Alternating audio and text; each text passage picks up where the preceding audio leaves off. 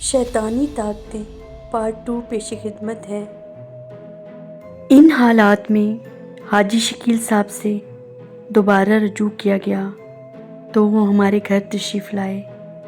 انہوں نے گھر دیکھا اور بتایا کہ تیسری منزل پر جہاں مرغیوں کا ڈربہ بنا ہوا ہے وہاں ان جنات کا بسیرا ہے۔ انہوں نے کچھ پڑھا، عمل وغیرہ کیا اور مزید نقش، تعویذ اور دم کیا ہوا پانی دیا۔ ان کی اس عمل سے گھر میں کچھ دن سکون رہا، پھر اچانک امی کی حالت زیادہ خراب ہو گئی۔ ایک دن وہ پہلے تو بیٹھی جھومتی رہیں، پھر اٹھ کر چھت پر بھاگیں۔ ہم سب ان کے پیچھے دوڑے، لیکن اس وقت تک امی چھت پر چڑھ کر نیچے چھلانگ لگانے والی ہی تھیں۔ ہم سب مل کر بمشکل ان کو نیچے لائے۔ تھوڑی ہی دیر گزری تھی کہ امی بیٹھے بیٹھے اچانک غائب ہو گئیں۔ ہم دوڑے ہوئے اوپر پہنچے تو امی اوور ہیڈ یعنی چھت پر بنی ٹینکی پر بیٹھی تھیں، کنارے سے ٹکی ہوئی۔ میں بمشکل وہاں کھڑا ہو سکتا تھا، جبکہ اس کنارے پر امی سکون سے بیٹھی تھیں۔ ہم نہ اوپر چڑھ سکتے تھے نہ انہیں اتار سکتے تھے۔ عجیب بے بسی تھی۔ امی کو بہت کہا کہ آپ نیچے آ جائیے، لیکن امی کسی طرح تیار نہ تھیں۔ بس اگر اللہ کی رحمت ساتھ نہ ہوتی تو آج امی ہم میں نہ ہوتی۔ بہرحال امی بمشکل نیچے آنے پر تیار ہوئیں اور ہماری دھڑکنیں اعتدال میں آئیں۔ امی کو نیچے لے کر آئیں تو وہ ایک عجیب سی کیفیت کا شکار تھی۔ کچھ دیر تو گمسم بیٹھی رہیں، پھر ایک دم سے اٹھیں۔ ہم گھبرا کر امی کی طرف لپکے، لیکن امی غسل خانے میں جا کر وضو کرنے لگیں۔ وضو کر کے پھر وہیں آ کر بیٹھ گئیں۔ اچانک بہت تیز اور اچھی خوشبو پورے کمرے میں پھیل گئی۔ ابھی ہم حیران ہی تھے کہ امی بولی، عارف ذرا کاغذ قلم لاؤ۔ ان کا لہجہ بدلا ہوا تھا، لیکن اس لہجے سے مختلف تھا جو جنات کے آنے پر ہوا کرتا تھا۔ میں کاغذ قلم لایا تو وہ بولی، دیکھو ہم جو بتا رہے ہیں یہ وظائف لکھو۔ جمعرات کے دن یہ تمام عمل کرنا۔ اس نیک عورت کو اس عذاب سے نجات دلانے کے لیے ہمیں اللہ تعالیٰ نے بھیجا ہے۔ میں جلدی جلدی لکھتا گیا۔ جلدی کی وجہ سے کچھ لکھنے سے رہ بھی گیا۔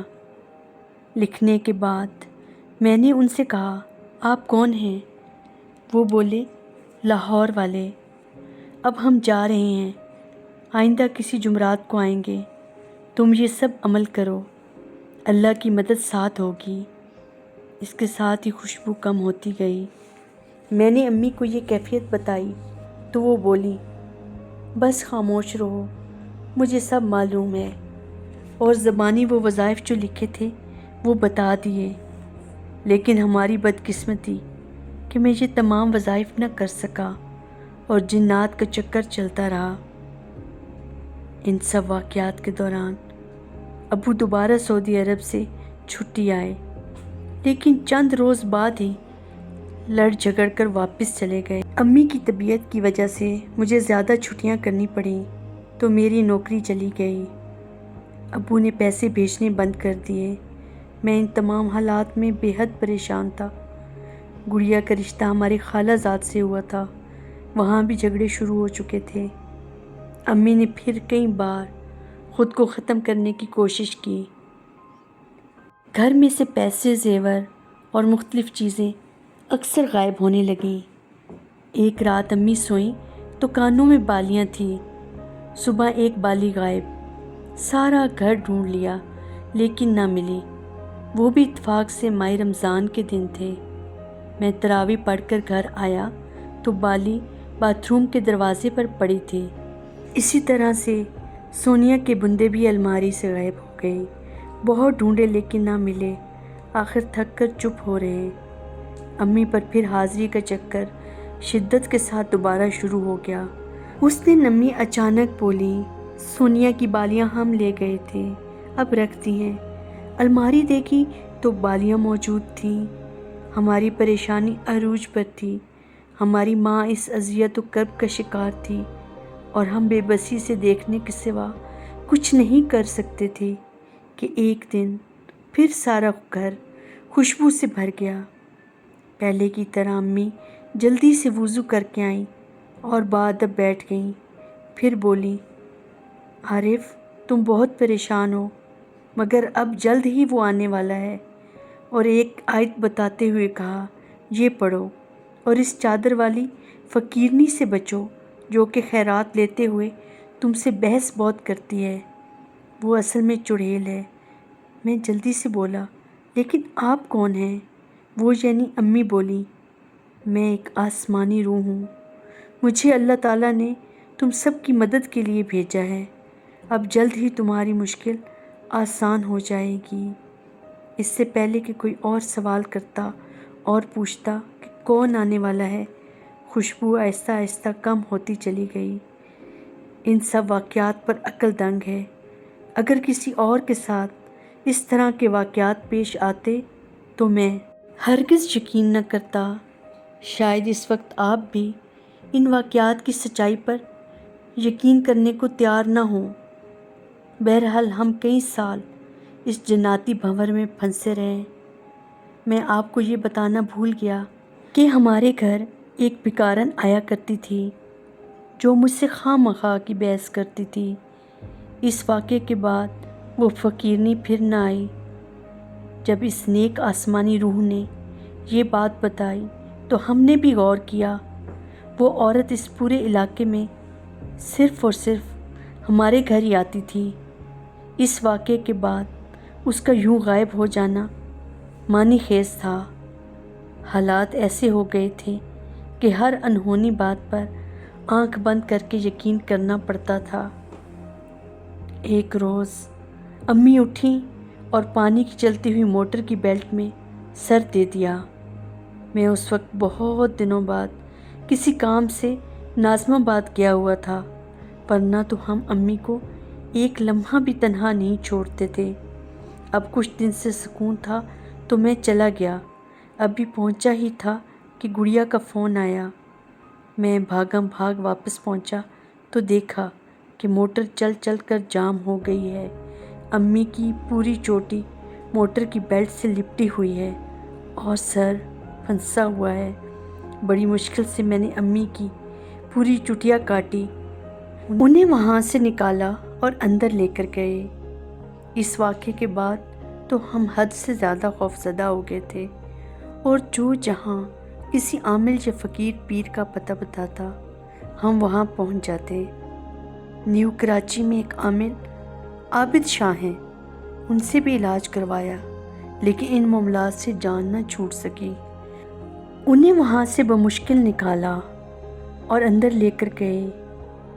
اس واقعے کے بعد تو ہم حد سے زیادہ خوفزدہ ہو گئے تھے، اور جو جہاں کسی عامل یا فقیر پیر کا پتہ بتاتا ہم وہاں پہنچ جاتے۔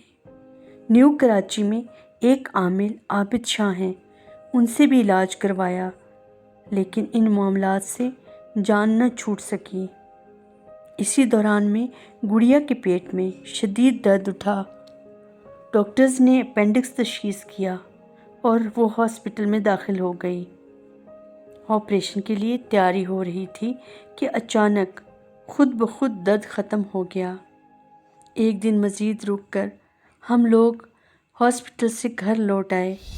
اب گڑیا بالکل ٹھیک تھی، کوئی درد نہ کوئی تکلیف۔ عقل حیران تھی کہ آخر ایسا کون ہوگا جو ہمیں ان عذابوں سے نکال سکے۔ جیسا کہ میں پہلے بتا چکا ہوں، میری نانی نجیب الطرفین سید ہیں۔ ان کے ایک بھائی جو ہمارے نانا جان ہوئے بہاول نگر میں رہتے ہیں، وہ پہلے پاکستانی انٹیلیجنس میں تھے۔ سقوط ڈھاکہ کے وقت وہ بھی پاکستانی جنگی قیدی بنائے گئے۔ نانی کا سلسلہ جدی پشتی بزرگوں سے چلا آ رہا ہے۔ اب دستار اور ابا کے حقدار نانا جان تھے جو کہ بھارت میں قید تھے۔ نانا جان نے قید کے دوران میں کئی برسوں تک آسمان نہیں دیکھا۔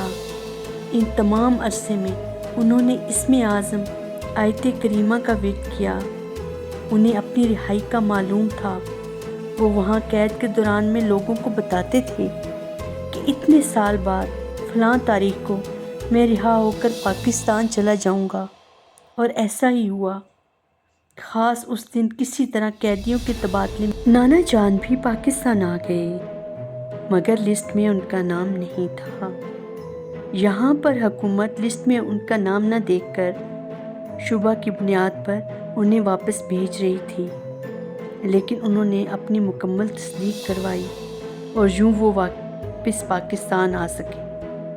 اس ساری تمہید کا مقصد نانا جان کے بارے میں تھوڑی سی معلومات فراہم کرنا تھی۔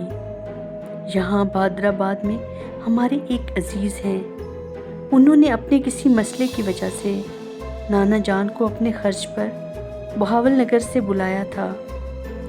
جب وہ کراچی آئے تو ہمارے گھر بھی ٹھہرے۔ جب انہیں یہ سب حالات معلوم ہوئے تو انہوں نے کہا، انشاءاللہ تعالی اب تم سب کو نجات مل جائے گی۔ نانا جان نے ایک دن امی سے کہا، آج کمرہ خالی کر دو، فرشی نشست کر کے صرف ایک کرسی رکھو اور تم سب پاک صاف ہو کر باوضو اس کمرے میں آ جاؤ۔ ہم نے ان کی ہدایت پر عمل کیا۔ کمرہ خالی کر کے فرش پر چاندنی بچھا دی گئی۔ امی، میں، سونیا، گڑیا، نانی جان اور نانا جان اس کمرے میں بیٹھ گئے۔ نانا جان نے ایک سادہ کاغذ لیا، اس کے چاروں کونے پر کچھ آیات لکھی اور امی کو دے کر بولے، تم اس میں دیکھتے رہو، جب کچھ نظر آئے تو مجھے بتانا۔ اب نانا جان نے قرآن شریف پڑھنا شروع کیا۔ ہم سب دم سادے بیٹھے تھے۔ امی بڑے اطمینان سے کاغذ پر نظریں جمائے ہوئی تھیں۔ ہم سب کی نظریں امی پر تھیں۔ اس طرح نانا جان کو پڑھتے اور ہم سب کو بیٹھتے 45 منٹ گزر گئے۔ پھر اچانک امی نے ایک گہری سانس لی اور آنکھوں میں غیظ و غضب بھر کر بولی، بس کر شاہ جی، کیوں تنگ کرتا ہے؟ امی کا اتنا کہنا تھا تو نانا جان نے امی کی دائیں کلائی پکڑ لی۔ اب امی نے شور مچانا شروع کیا، بس کرو شاہ جی، تو برا کر رہا ہے، ہمیں تنگ مت کر، جا چلا جا۔ نانا جان بولے، کون ہے تو؟ مجھے بھی تو نے کوئی ایسا ویسا عامل سمجھ لیا ہے؟ دیکھ یہ کون کون بیٹھا ہے۔ یہ بتا دوں کہ مدینہ منورہ سے چند کلومیٹر کے فاصلے پر ایک ریگستان ہے جس کا نام میرے ذہن سے اس وقت نکل گیا ہے۔ وہاں اچھے مسلمان جنات کی ایک بڑی آبادی ہے۔ وہاں کا سردار اکرم نانا جان کا مرید ہے اور اسی کے ساتھی شدید، ندیم، کریم وغیرہ ہیں۔ ہاں تو نانا جان بولے، دیکھ کون کون بیٹھا ہے۔ تو امی نے گردن گھما کر ایک طرف دیکھا اور انہیں ایک جھٹکا سا لگا۔ دوسری طرف دیکھا تو جیسے کام کر رہ گئی۔ اس طرح ہر طرف دیکھا اور پھر مری ہوئی آواز میں بولی، دیکھ شاہ جی، ہم بھی کم نہیں ہیں، تو جا اپنا کام کر اور ہمیں اپنا کام کرنے دے۔ یہ کہہ کر امی نے جیسے جانے کے لیے زور لگانا شروع کر دیا۔ نانا جان زور سے بولے، اکرم، شدید، ندیم، پکڑو اسے، جانے مت دینا۔ اور پھر میں جو امی کو پکڑے ہوئے تھا، مجھے خود محسوس ہوا کہ کسی نے امی کو جکڑ لیا ہے۔ نانا جان نے اشارے سے مجھے وہاں سے ہٹ جانے کو کہا تو میں نے امی کو چھوڑ دیا اور پیچھے ہٹ گیا۔ اب امی خوب شور مچانے لگی۔ نانا جان نے پڑھائی اور تیز کر دی۔ امی کا شور بڑھتا گیا، وہ بے دم سی ہونے لگی۔ نانا جان بولے، بتا کون ہے تو؟ وہ بولی، میرا نام زنبور ہے، میں ہندو ہوں اور میرے علاوہ 4 جن اور ہیں۔ ہماری سب کی ڈیوٹی لگائی گئی ہے۔ کس بات کی ڈیوٹی؟ نانا جان گرجے، اس گھر میں لڑائی جھگڑا برپا رکھنے کی اور ان کے رزق، جان اور مال کو نقصان پہنچانے کی اور اس عورت کی جان لینے کی۔ اس نے امی نے اپنی طرف اشارہ کیا۔ تباہ کرنا ہے اس گھر کو، ہمیں بھیجا ہی اس لیے کیا ہے؟ کس نے بھیجا ہے تمہیں؟ نانا جان نے پوچھا۔ زنبور جن بولا، آصفہ نے، نغمہ نے، بلال نے، اور یہ عارف ان کا اعلی کار بنا اور مٹھائی لے کر آیا۔ ہم سب اپنے ان عزیزوں کے نام سن کر دنگ رہ گئے جن سے ہم بے انتہا قریب تھے۔ نانا جان پھر بولے، تم یہاں سے چلے جاؤ۔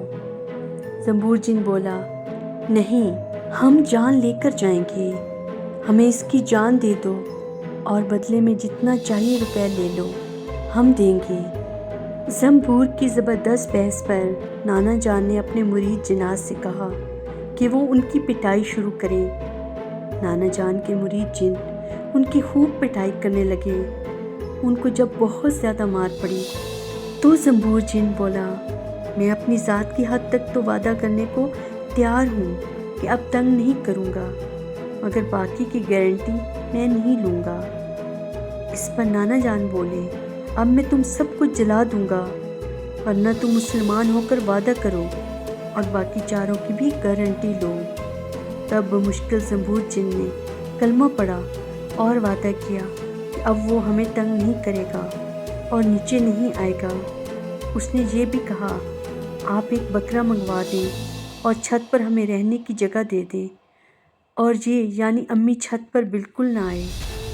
نانا جان نے ان کی بات مان لی تو وہ بولے، بکرا منگوا کر 2 دن اسے زندہ اوپر باندھ دو، تیسرے دن یعنی میں اوپر آ کر اس کو وہیں ذبح کریں اور خون وہاں رہنے دیں، گوشت کاٹ کر 3-4 ٹکڑے وہیں ڈال دیں، باقی کسی کو بانٹ دینا۔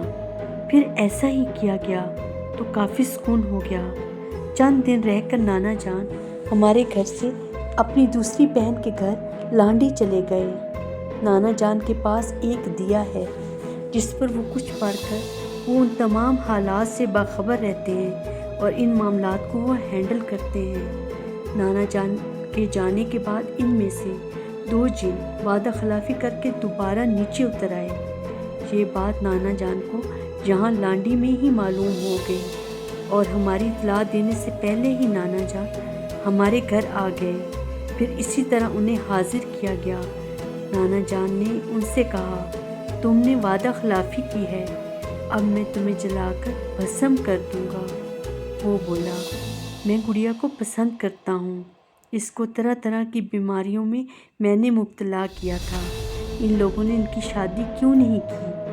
نانا جان بولے، یہ سب پرانی بات ہے، جب تم سے کہہ دیا تھا کہ نیچے آ کر ان کو پریشان نہیں کرنا تو تم کیوں آئے؟ پھر نانا جان نے پڑھنا شروع کیا اور کلام الہی کی مدد سے ان چاروں کو جلا کر بھسم کر دیا، کیونکہ وہ شر پھیلانے سے باز آنے والے نہیں تھے۔ اب ہمارا گھر جنات سے پاک ہو گیا ہے، مگر ایک واقعہ اور ہوا، وہ یہ کہ ابھی چند دن پہلے گڑیا کے ہاں بیٹی پیدا ہوئی۔ وہ بے حد خوبصورت تھی۔ اسے دیکھ کر ہسپتال میں لوگوں نے اس کا نام گولڈن گرل رکھ دیا۔ ابھی وہ بچی 8 دن تھی کہ شام کے وقت گڑیا کے گھر کے اوپر والوں نے گڑیا کی نند سے کہا، ذرا بچی کو ہمیں بھی دکھا دو کھڑکی سے باہر کر کے۔ اس نے ایسا ہی کیا، ہاتھ باہر کر کے بچی کو دکھایا اور واپس اندر کر لیا۔ تھوڑی ہی دیر بعد بچی نے رونا شروع کیا تو چپ ہی نہ ہو، سب پریشان ہو گئے۔ بچی نے اتنی تیزی سے ہاتھ پاؤں مارے کہ ماں کے قابو میں نہ آ سکی، اپنی آنکھیں کھول کھول کر ایک ایک کو گھور کر دیکھتی۔ ہم چونکہ ان حالات سے گزر چکے ہیں تو گڑیا اور میں دونوں ہی بولے کہ کوئی اور چکر ہے۔ انہی راتوں میں سے ایک رات گڑیا نے خواب دیکھا کہ ایک بہت بھیانک شکل کی عورت بچی کی طرف بڑھ رہی ہے۔ ادھر بچی بے قابو، نانا جان لانڈی جا کر کچھ بیمار ہو گئے تو وہ فوری طور پر نہ آ سکے۔ خالد جو کہ گڑیا کا شوہر ہے، نانا جان کو اس چکر کا علم ہو گیا تھا۔ انہوں نے خالد کو دیکھتے ہی گڑیا کا خواب خود ہی سنا دیا اور خالد کے ساتھ آ گئے۔ اب نانا جان نے اپنا دیا جلا کر اس چھوٹی سے بچے کے سامنے رکھ دیا جو اکثر ان کے ساتھ ہوتا ہے۔